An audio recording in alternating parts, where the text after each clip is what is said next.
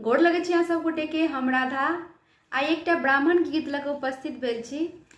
जँ अहाँ सबके नीक लागत तो जरूर अहाँ सब अपन आशीर्वाद रूपे लाइक कमेंट शेयर करब और हमर चैनल के सब्सक्राइब करब।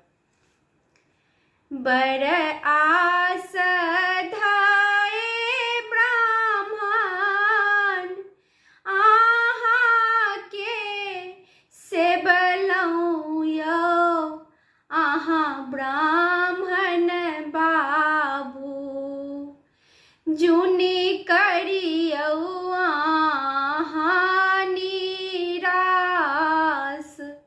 यौ, आहा ब्राह्मण बाबू जुनी करू आहा निरास यौ, आहा ब्राह्मण बाबू।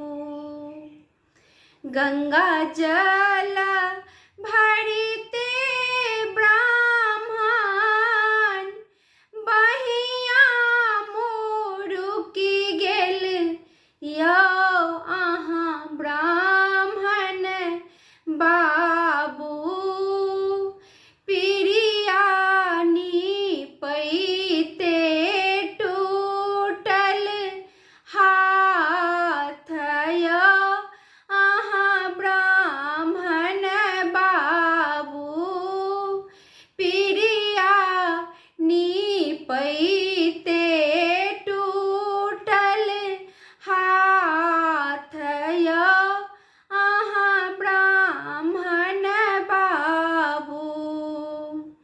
बर आस धाये हम ब्राह्मण के सेबलौं यौ, आहा ब्राह्मण बाबू जुनी करियौ आहा निरास यौ, आहा ब्राह्मण बाबू।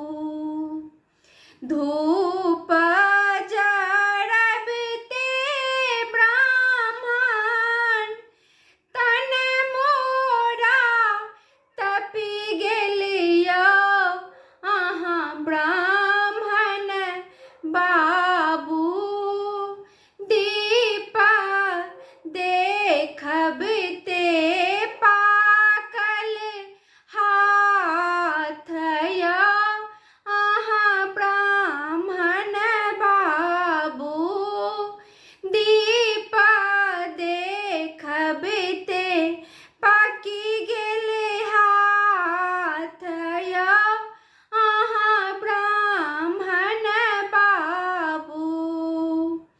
लड्डुआ बनबिते ब्राह्मण अंगुरी मुरुकी गेल यौ, आहा ब्राह्मण बाबू फूल लोढ़ैते भय गेल भोर यौ, आहा ब्राह्मण बाबू फूल लोढ़ैते भय गेल भोर यौ, आहा ब्राह्मण बाबू।